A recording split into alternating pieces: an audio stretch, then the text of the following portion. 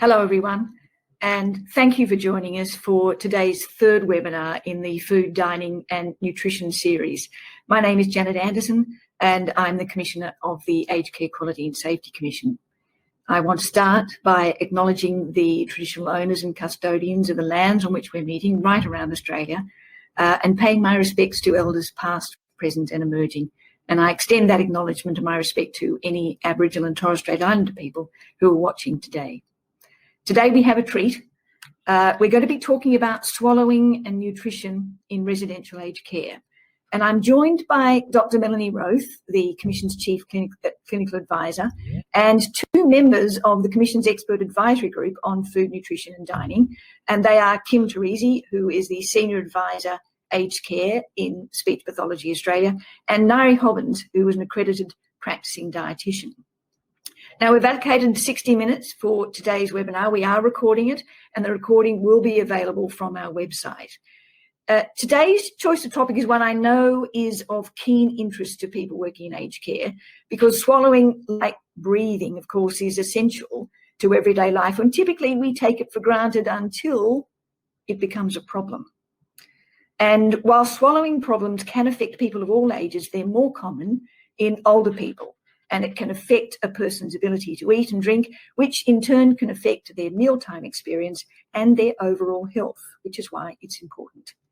So today, Melanie and our two panellists will explore what residential aged care providers can do to support residents with swallowing difficulties to have a safe and enjoyable mealtime in aged care.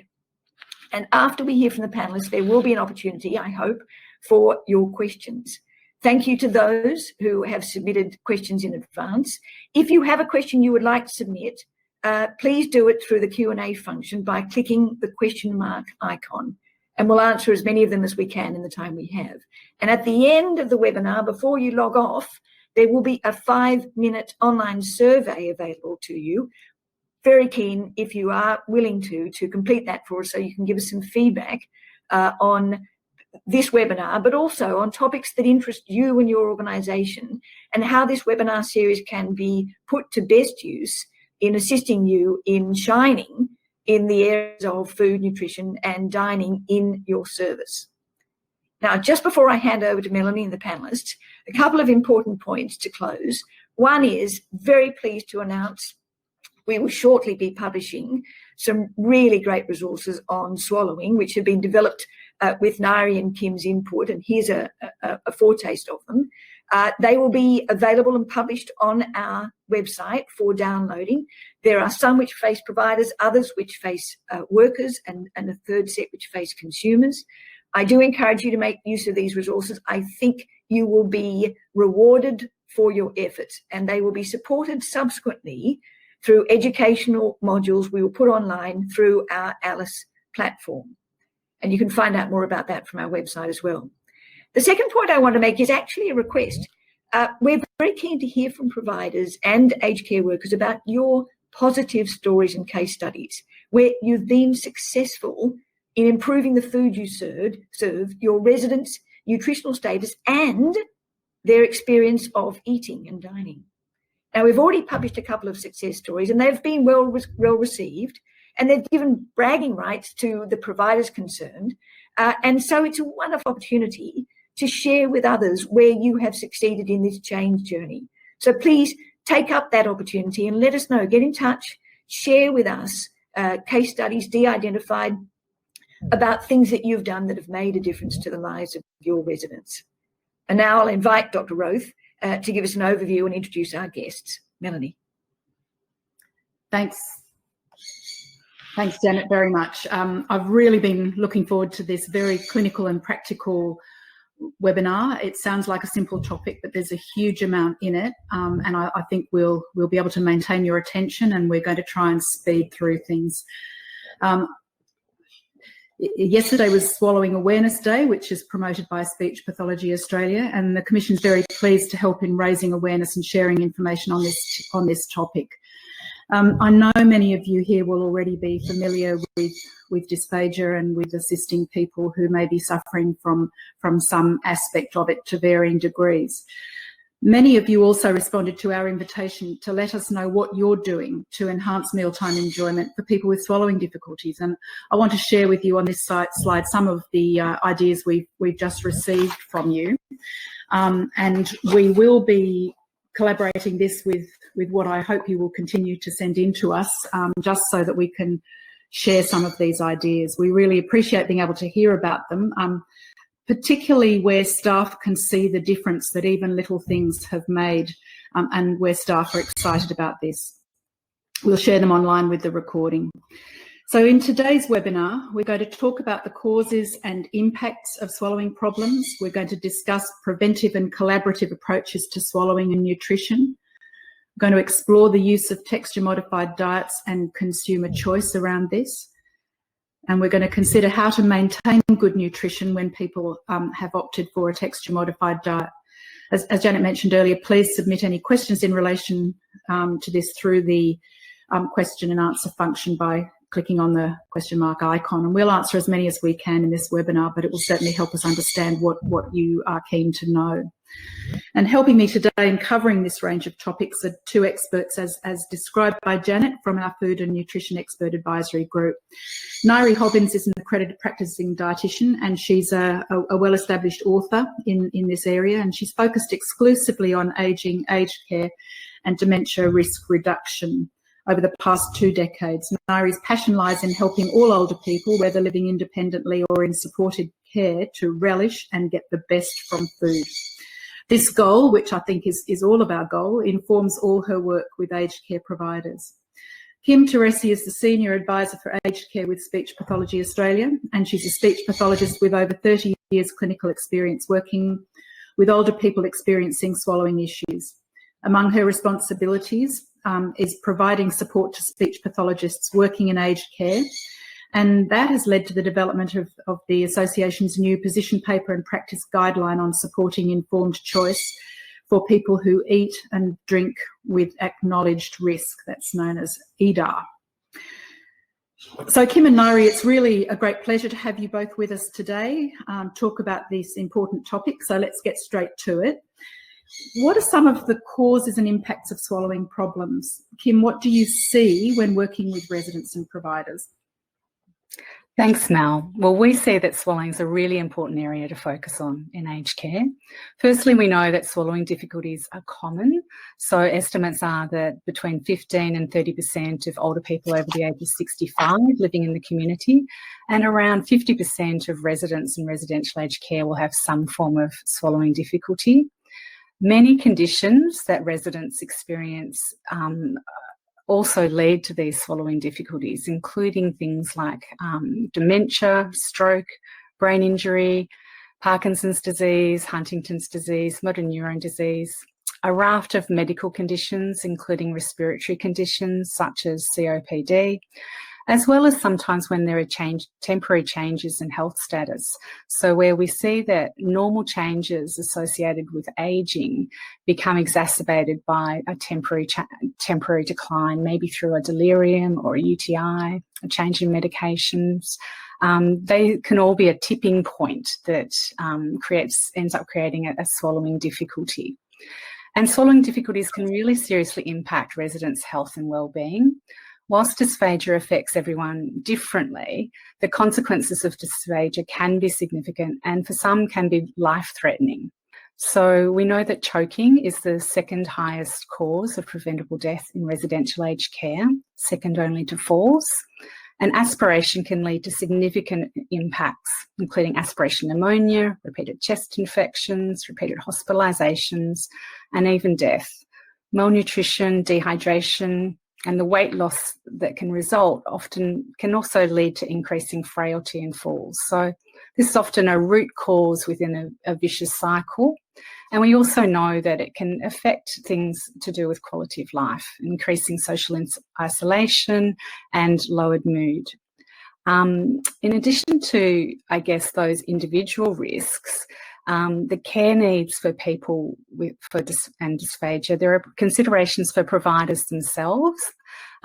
So provider obligations under the clinical care standards of the quality care, quality standards, and reporting obligations for adverse events reporting in the Serious Incident Response Scheme.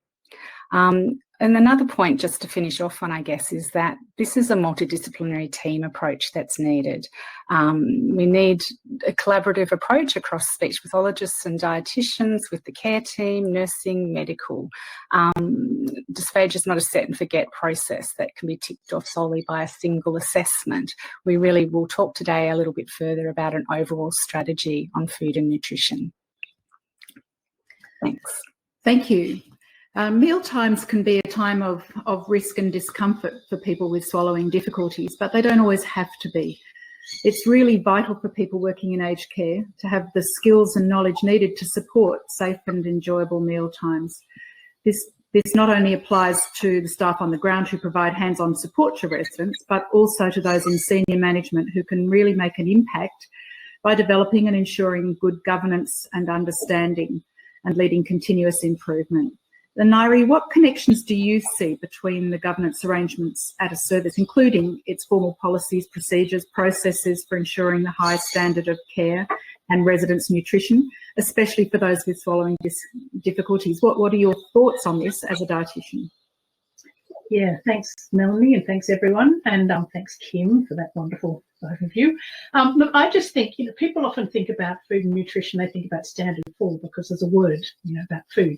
But nutrition runs through all the standards. But particularly when you come to number 8, you've got this, one of the things that is so important is that unless the entire organisation is involved in thinking about food, nutrition and swallowing, of course, and getting food safely into people's mouths, you don't end up with good outcomes. It's all very well to call in a dietitian, but when I can go in and provide a prescription, but unless the organisation is on board, I've got no control over what happens, and it may not happen. So one of the things we look for is if there is a food and nutrition policy, that it takes in an overarching look at the entire organisation. What are the capacities of the staff? What is the capacity of the kitchen? What is the capacity? Are there moulds? Are there not? What do you want to do? Make an organisational decision about what things would work best, and then actually feed it through from management level. Everyone needs to be involved. Every single staff member. So we've got, you think about the kitchen and the chef, and that's often focused on a lot. But actually, what I see all the time is that you can have the best food ever prepared, or food that isn't quite at the standard of restaurant quality, but that it can be fantastic when it comes out of the kitchen. But unless it goes in someone's mouth and gets safely swallowed, it's not nutrition.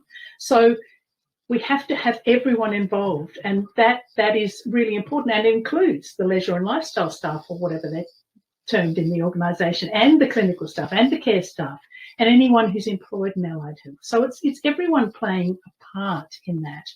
That is part of the story. So that's where an overarching policy, which includes focus on swallowing and behaviour around that, but also on nutrition and what we do with food, everyone understands where we're going, and then everyone plays a part. It's all about not missing an opportunity to get that nutrition in safely. Thanks, Ngaire. So what you're really saying, I think, is that good governance and nutrition can't be separated. We really can't have one without the other. Look, it makes a huge difference for providers to have an overarching food and nutrition plan outlining their strategies and processes, and to convey that they prioritise it. As we engage with providers, we consistently see that those who perform better tend to have strong governance arrangements and good communication with staff and residents about those arrangements. We also see good providers taking a collaborative approach to swallowing and nutrition, aimed at avoiding problems as far as possible by anticipating them. So I'm interested from both of you what you see in good services that do make things work well. What role do dietitians and speech pathologists play in assisting providers in managing these risks? Kim, we'll start with you there. Thanks, Melanie. An important article was published last year that reviewed cases of death in residential care. It's called Death by Choking or Dysphagia, a review of coronial findings, a picture of preventable death, non-adherence to written recommendations, and a lack of appropriate supervision.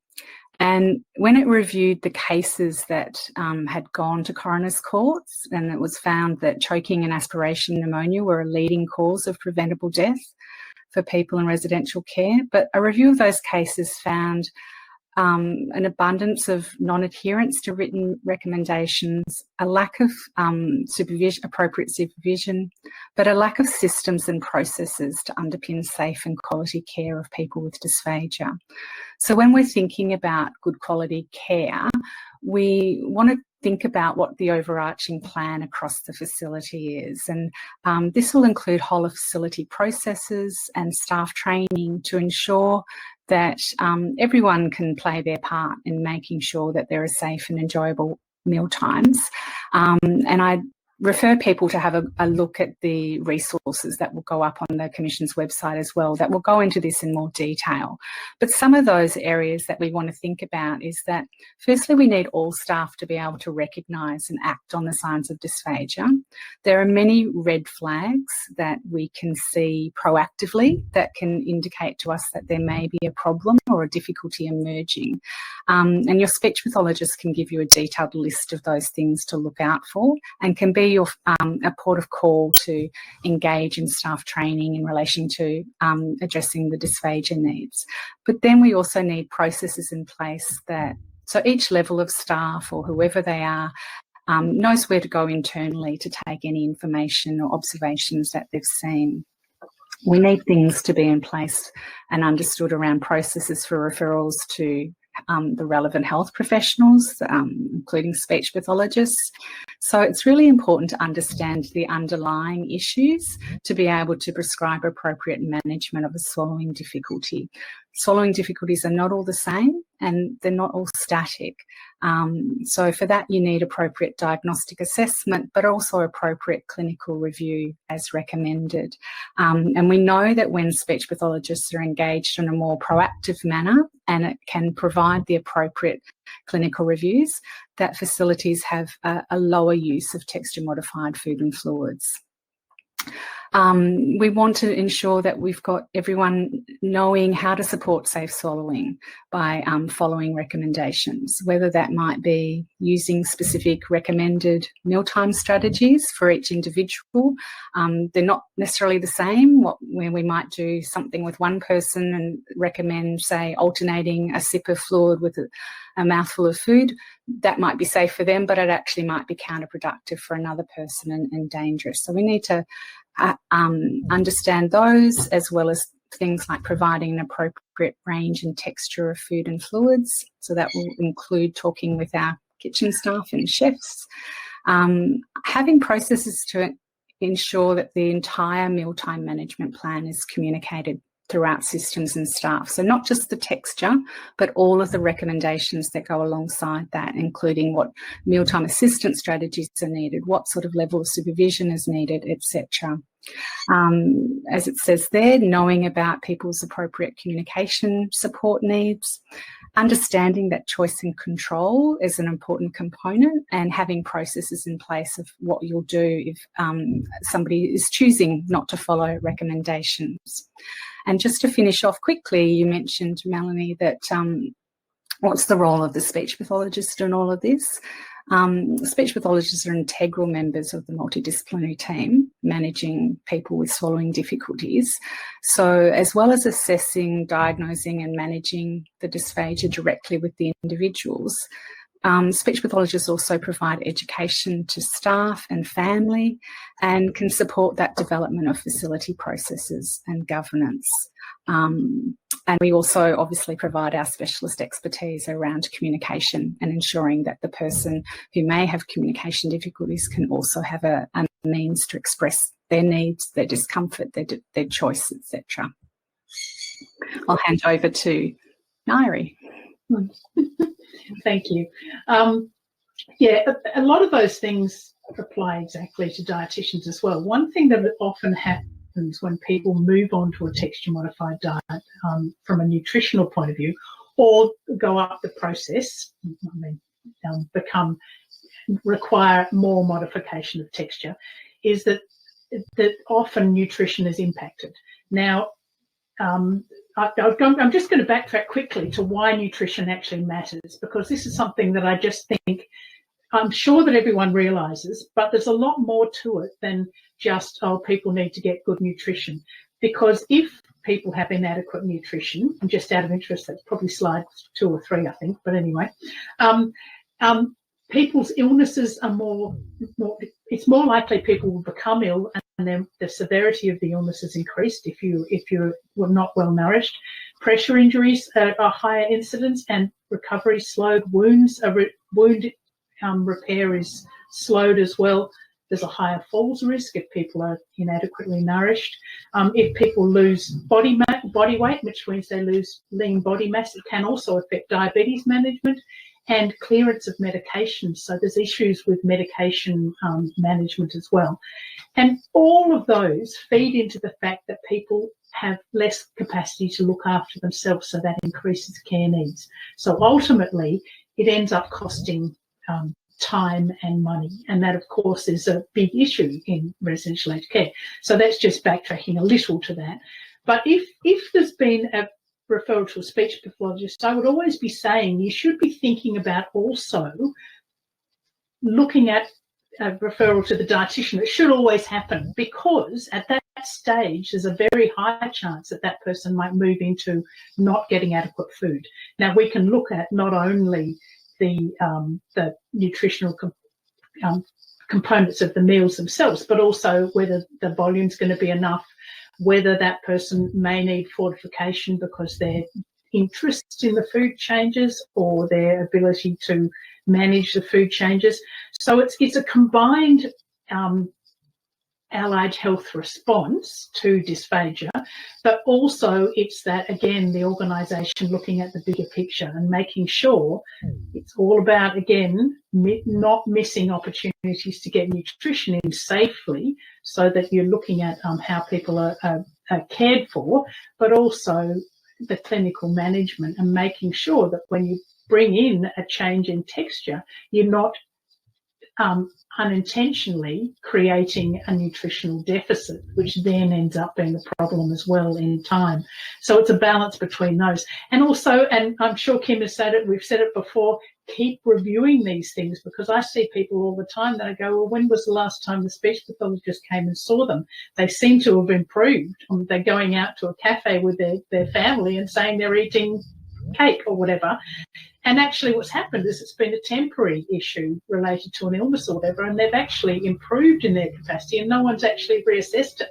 So make sure that that's always being done. And the same with nutrition. Make sure that that nutrition is maintained, because if people are nutritionally well supplied, they actually are sometimes able to improve in their swallowing ability as well. So it's all these things need to be reassessed as often as possible. So it is an organisational systems, processes, as Kim says, it all goes together, and you really can't separate them, because, you know, food is not nutrition unless it safely gets into your stomach and beyond. Thanks, Ngaire. It's really clear, I think, that the assumption that speech pathologists look after swallowing issues and dietitians take care of weight loss can't be supported. But best practice is that they're both involved, that they would talk to each other wherever necessary, identify the need for each other to get involved and collaborate to support the best outcomes. I'm sure most dietitians would rather be preventing weight loss than responding to it, as would most residents. And the benefits are clear to individuals, but it also makes a difference across the service to get these things right, where the quality indicator of unplanned weight loss, for one, and impact on many others, will be impacted, where it may allow providers to redirect money otherwise addressed on recovering from these impacts, and it makes a difference to your reputation as a provider. This kind of collaboration, supported through governance structures and culture, in fact, can really make a difference when identifying and managing risk. And dealing with risks is what providers do every day to provide care to older Australians in residential care. Kim, earlier you spoke about having processes in place for eating and or drinking with acknowledged risk. And I really want to dig a bit deeper into this, especially when it comes to recommendations for identified residents to follow prescribed texture modifications to food and drink. What can you tell us about this? Thanks, Mel. Well, yes, this can feel like quite a tricky space to navigate sometimes, and there are a number of different things that we have to consider and balance. They're tricky concepts which probably deserve a whole discussion in of themselves. And I'd really, again, encourage everyone to check out the resource sheets that will be going onto the Commission's website, specifically in this area of eating and drinking with acknowledged risk. Which is a term that we use in this situation when someone is actively choosing to eat or drink something that we consider there may be a risk in them doing so. And in this case, we're talking about that risk of aspiration and or choking. The aged care standards clearly give us guidance around an older person's right to choice and to exercise their dignity of risk. But there are some points that are that we need to have considered and implemented to ensure that we have exercised our duty of care in that situation. It includes also considering how to best support staff needs in this situation, where oftentimes staff report feeling a bit fearful or concerned about any implications for themselves if something was to happen to that person. So in having a facility or an organisation having a clearly articulated process to guide staff on what steps to follow if a resident asks for something outside their mealtime management plan is really important. And I'd really encourage you to consider having a whole of facility discussion, but bringing in your speech pathologist to have a chat with you and help develop those processes. Speech Pathology Australia has released practice guidelines, as Mel referred to earlier, for speech pathologists regarding processes to support EDAR, and they might be resources that are really useful for providers to also see. But some of the important concepts that to consider within that process is that swallowing assessment is the place to start. We need to understand and characterise the level and nature of risk, what strategies might be used to mitigate, what workarounds there might be. We need to have considered capacity and understand who the legal decision maker will be and ensure that they're involved in any and all of the discussions. The process of informed consent here is a really important one, and that requires specific education regarding the EDAR choices from the assessing speech pathologist to ensure that all the risks and benefits associated with either option, either way of going are fully explored and understood, and then a choice is documented. We'd really encourage the documentation of an EDAR management plan that is developed across all team members and represents a cohesive action plan across the facility of what steps will be undertaken by all, including things like risk mitigation strategies or what sorts of actions or medical support or what will happen generally. And generally, documentation is key, not just of the outcomes, but also of the process undertaken. So our consultation and legal advice in our practice guidelines was that it's not just enough to have a signature on a page on a signed waiver form. That does not omit provider obligations to ensure an appropriate process has occurred. So it's important to document what the process was that you undertook to get there. Just a couple of final points on that though, that remember that decisions and views and indeed swallowing ability can change over time. So it's also important to build in reviews of that EDAR plan. And I guess, of course, remember that nonetheless, we always still need to remember that the obligations to provide high quality, well presented and nutritious texture modified food and drink, because that will always be a need for some people. Thanks, Mel. Thanks. You've really given us some great insights there into where to start and the decision-making process, Kim. Ngaire, I'm keen to hear what you think about support and choice for people on a texture-modified diet or a partially texture-modified diet. and how to best maintain good nutrition. Yeah, thanks, Mel. I think one of the things that I think about is, firstly, we do the same, although the eating and drinking with acknowledged risk also includes people who aren't on texture-modified diets. Interestingly, you can still do the same process for people who make choices that may be risky for other reasons. But when you get to texture-modified foods, now, you've just got a little sample of things on your screen at the moment, and that's a tiny sample of what we see. But it is an organisational thinking around this, around what, how you are going to best manage what would be the best way of presenting food itself. It requires training and it requires skills, of course, and there are some that are better than others.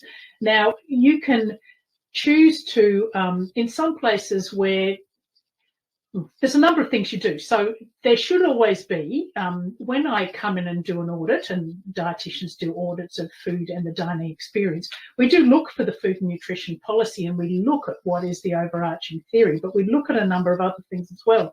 And we will look at how the kitchen presents food and how the management and what the systems are around that. And look, sometimes one of the things I like to see is I like to see a menu on the table that says what is on hand for what's being presented to people for their meals for the day. But that should also show the texture modified options. People who are on texture modified foods shouldn't just be left out as far as choice. Everyone else usually gets a choice of meals, and often people on texture modified get no choice. So at least they should be aware of what is the option so they can make an alternate choice if they want to. But when you get these sort of meals in place, you need to be able to present them the best way. Now, some places might like to use the moulds, and there are pluses and minuses, and we'll go into that as the webinar goes on. But some places might not like to. And one of the things that's interesting is that it's very difficult to mould the same food for the main meal in the middle of the day and also present it hot, because the moulding usually has to be done ahead of time, frozen or prepared and then reheated.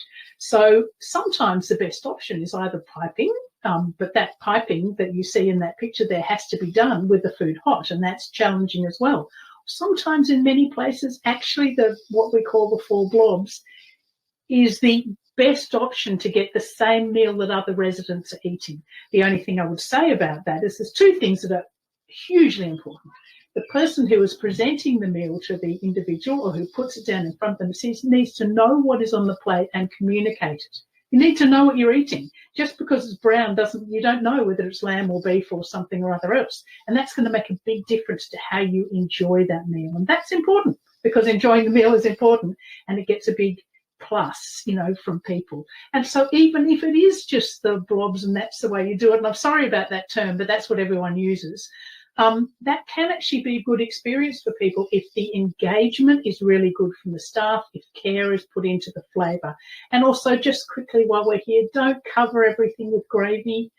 Even if that gravy is modified in the appropriate way, it's generally, unless you make it yourself from scratch, it's generally a commercial gravy. Everything's going to end up tasting the same. So make that choice. Everyone else might have that choice. So there are all sorts of things that you look at in your own organisation, and we'll come back to actually fortifying and modifying, but having those systems and processes so everyone understands where they're going, everyone understands what happens. Just quickly, because I've got in front of me, and I assume you do as well, these slides.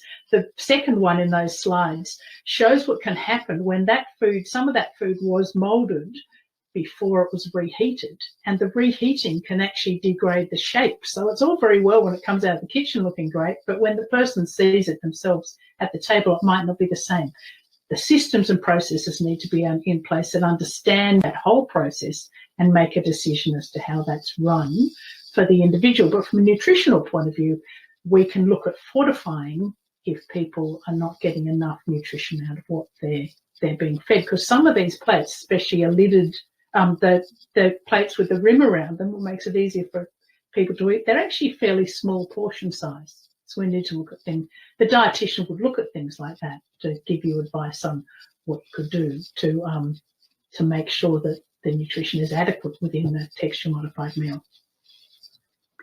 Thanks, Ngaire. I'm going to move on to you, Kim, next. We're at risk of running short of time, but just to summarise that the risks of putting someone on a modified diet, which they will often tell you, is the risk that the person might hate it and might not like it enough to get sufficient nutrition, which is why involving a dietitian at that stage is just so important. How could services manage deterioration in swallowing, Kim, where a consumer may require changes to their food or fluid texture due to the worsening of it, but access to speech pathology or medical assessment in a timely way is either restricted or limited in some way? Thanks, Mel. It's a great question. I guess firstly in two parts, the clinical deterioration and then the restricted access. Managing clinical deterioration, of course, we all need to have a procedure in place that guides staff of what to do in those circumstances when there might be a time delay, when there's going to before a medical or speech pathology review occurs. So do you have a guide for staff of what to look for, what to do, what not to do in terms of oral intake at that time? What observational data can be collected to help inform speech pathology assessment? I guess in terms of the details, I'd really encourage the facility to work with the speech pathologist to work out a local solution in your own context, because I'm aware that contexts will vary across different locations or settings in terms of a time sort of period and what you're looking to do. But it's certainly important to have some sort of benchmark, I guess, or measure, whatever that might be. It's we don't want to just simply downgrade people's food or fluid and then not have a review scheduled in some way, shape or form in a reasonable time, because it's not, Ngaire talked about it earlier, it's not necessarily always just a case of deterioration. There are also times when then somebody also recovers or improves, and sometimes we don't get that review in a timely way that might have allowed that person to return to a normal diet as well. But looking at the big picture, I guess, I'd say that consideration of things to do, like engagement and employment mechanisms, is a good place to start, because having more regular sessions with a speech pathologist can often help to proactively pick up things before there's that further escalation, I guess. Ensuring that there's an understanding of what appropriate clinical care looks like in the organisation. I know that under ACFI at times there was sometimes a bit of confusion, but the Department of Health and Aged Care has recently released the publication How Allied Health is Supported under ANAC, confirming that providers are funded for and required to provide the needed allied health services under ANAC funding model. In terms of options and what you can be doing, I guess where you've got restricted access as well, understanding that services from speech pathologists can be provided in a number of ways, for including telehealth, where that's deemed to be clinically appropriate. So considering what those sort of options might look like in your context. And just a final note I'll make is that if you're ever unsure of where or how to access a speech pathologist, I'll also just note that Speech Pathology Australia have a function on their website called Find a Speech Pathologist. We can go to www.speechpathologyaustralia.org.au under resources for the public, find a speech pathologist and search in there to see if you can find somebody who you might be able to connect with. So my thoughts on that. Thanks, Mel. Thanks. We certainly know that when dietitians are involved, you're less likely to have weight loss problems.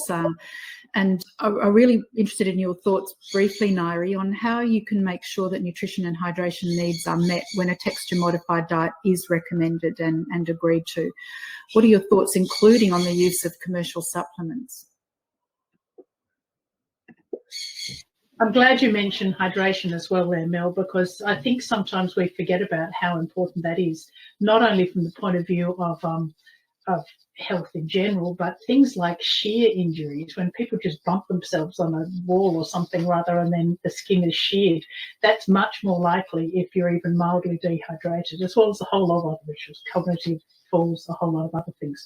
So when we're looking at fortifying foods and when we're looking at changing to a texture modified, sometimes people are okay with the food but not so good at the drinks, and so when they can't then drink what they were as easily drinking before, that might be a change that we need to really carefully look at, and it's a big risk, of course.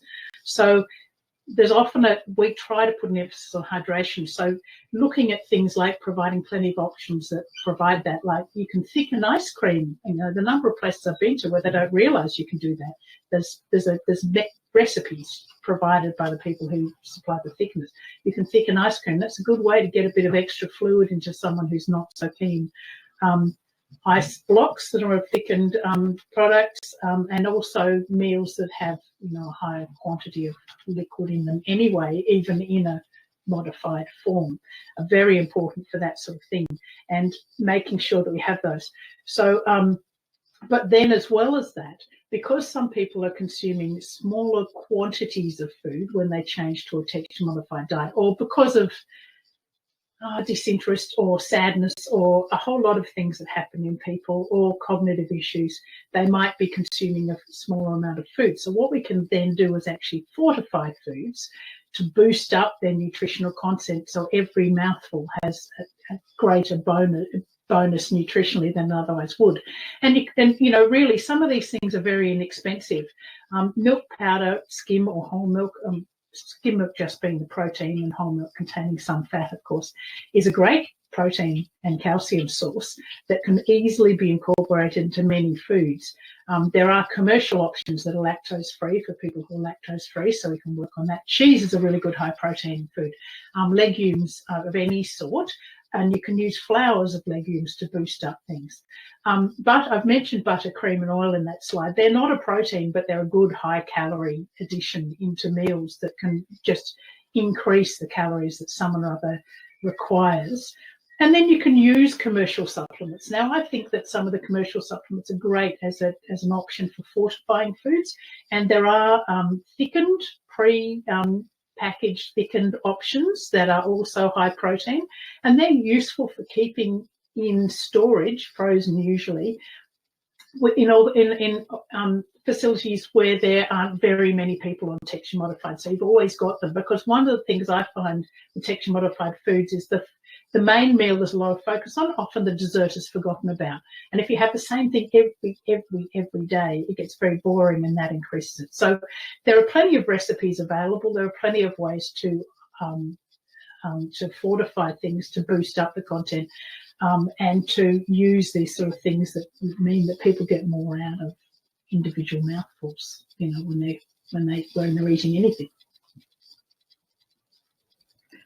Thanks very much, Ngaire. I'm going to move on pretty quickly because I want to get to the question and answers, but just to round that up with ensuring that people who can't tell you their choices and their wishes, those with cognitive impairment, those with dementia in your service, that those people are not forgotten, that there are ways to find out what people like, including observing them. So really, it's not all about what people can tell you. You have to be a bit more inventive than that. Janet, I'm going to hand over to you in relation to the questions now, but thanks very much for that discussion. Wonderful.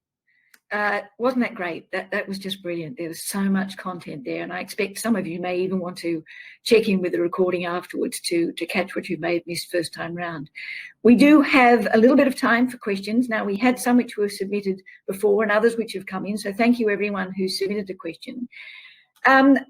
One for you first, Kim, but I'll line up the second one to give Ngaire some thinking time. Kim, the one I have for you is from a speech pathology perspective, what have you seen to be some of the gaps that you observe in residential aged care settings in relation to managing swallowing difficulties? And Ngaire, your question on notice.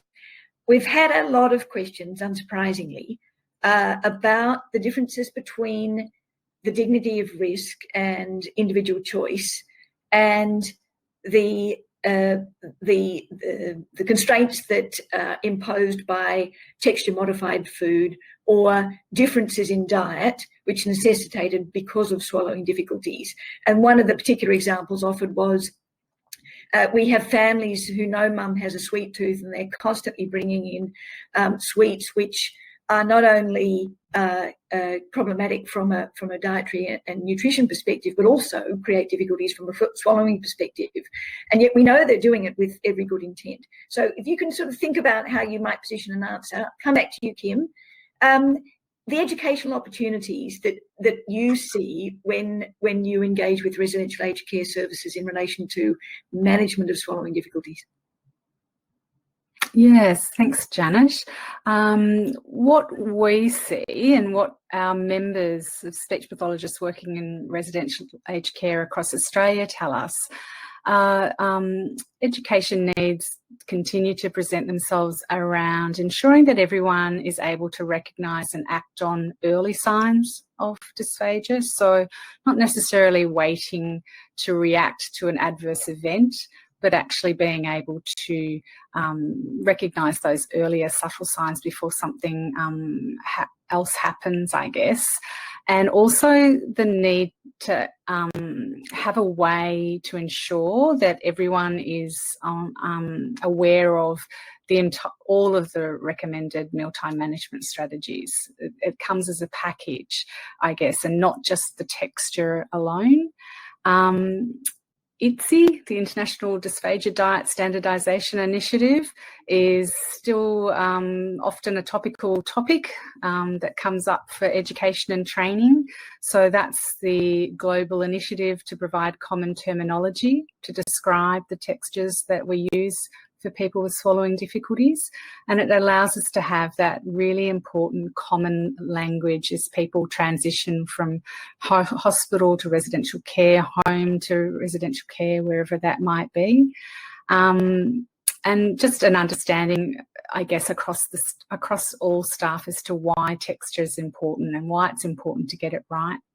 And I guess the final one I was going to say was an understanding of the importance of communication and knowing how to support somebody with complex communication needs. So I agree with Mel's comment there that even when somebody perhaps doesn't have verbal communication, we need to ensure we're finding ways to support their engagement and their ability to tell us in whatever form it is that they what they're wanting or needing.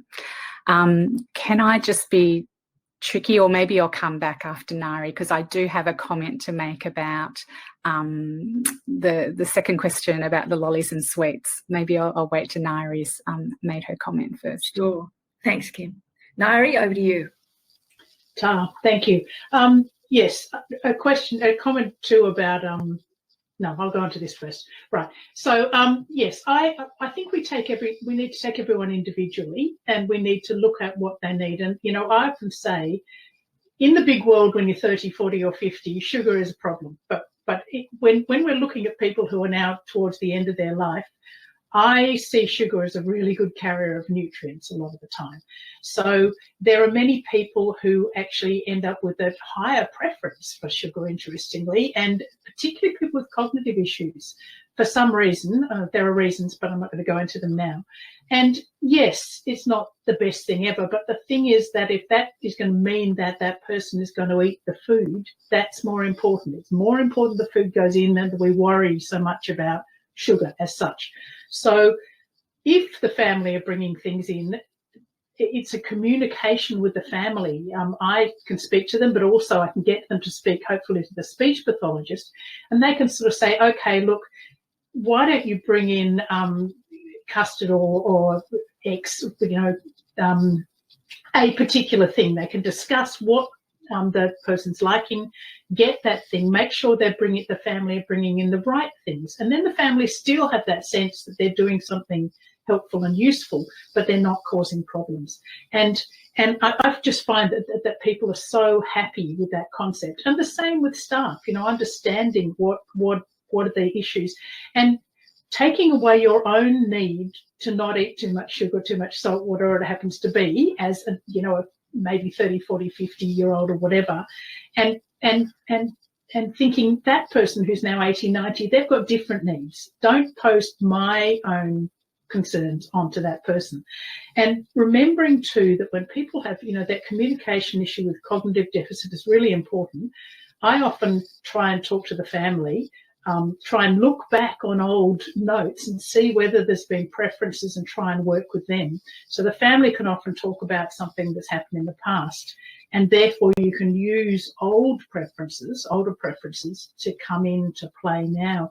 And particularly if you think of people who are now older, they grow up in with a different food scene than what we have now. And often, you know, there's no point providing someone with something that doesn't look like a food that they anticipate it's going to look like.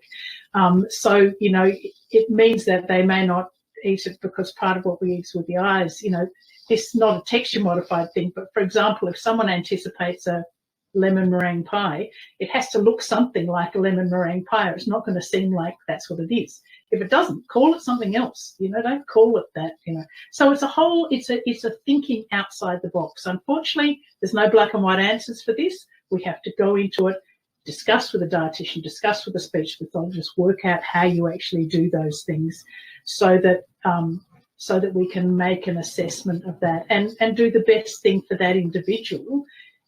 Whether they can communicate directly to you or not. They might just go back into eating things. I've seen many people who are of another heritage, another English, another language background, who late in their life start only preferring foods from their younger years, which they may not have eaten for a number of years, and even their family don't eat. So we have to put those things into the mix. All right, well done. Thank you. I think Kim and Melanie both have contributions to make on this, and I'll take them in that sequence. Kim, you first, and then Melanie. Thanks, Janet. But Ngaire has covered it really nicely. But I guess I didn't want to steal that thunder in the previous question when you asked me about education needs, because I did want to say that the opportunity to have the conversations and the education with the family is something that I see as a bit of a gap at times, in terms of when the speech pathologist might be brought in as a consultant as a one-off opportunity. So I think that's an important component, as Ngaire has mentioned, that those discussions, having the opportunity to have those discussions with the family is so important. So that they have an understanding of the why and what's been recommended, and often it is just a case of that, and we can mutually find a suitable option for both the resident and the family, and to bring in that sort of ticks all their boxes. But if not, then maybe that becomes a conversation that becomes more one of those EDA conversations where they're choosing to have something outside the recommended texture. Yeah, I'm struck by how each of you has focused on consumer-centred care, that there's no one size that fits all. It's actually about understanding the individual, where they are in their life journey, what their background is and what they bring into that context, and how you can work with the staff and the family, the individual themselves, to assist them to enjoy their meals as much as possible. It's really a powerful story. Melanie. Yeah, just along those lines, I wanted to put in a plug for choice and quality of life, where if you are going to decide to deny someone something that their family is bringing in for them, that is presumably something they have made a choice all their lives to eat, and something that's going to be of deep family and cultural and social significance, and give them something that may well taste a lot nicer than the options you're providing for them. If you're going to deny them that choice, you'd need to have a really good reason to deny them. Now, if they've got a serious risk of choking that's already been assessed, and this food doesn't, is in the high risk end of it, then that's one thing. But if it's just because you don't think sugar or fat is good for them, you'd really want to question your motives for depriving somebody of their right to have that choice and to enhance their quality of life in that manner.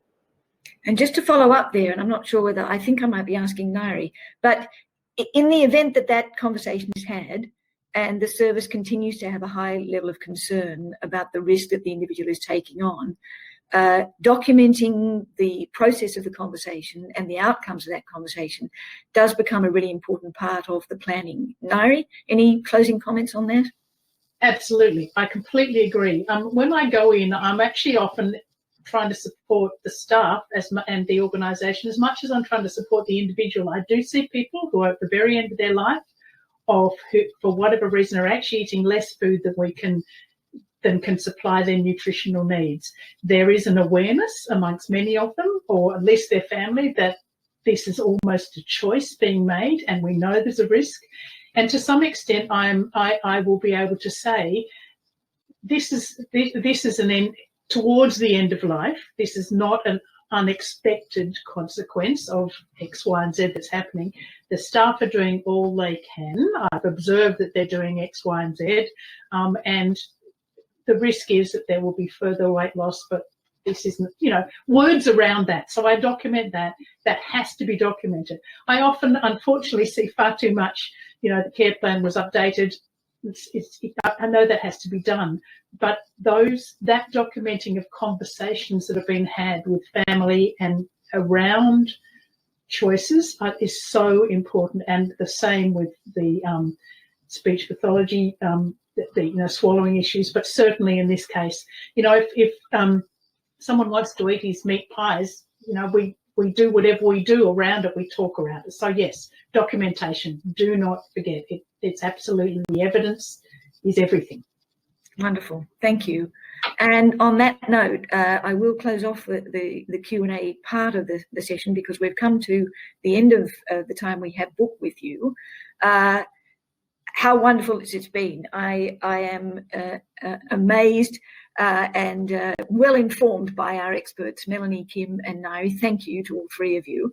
This has been a most rewarding exercise, and I hope also for those who've participated.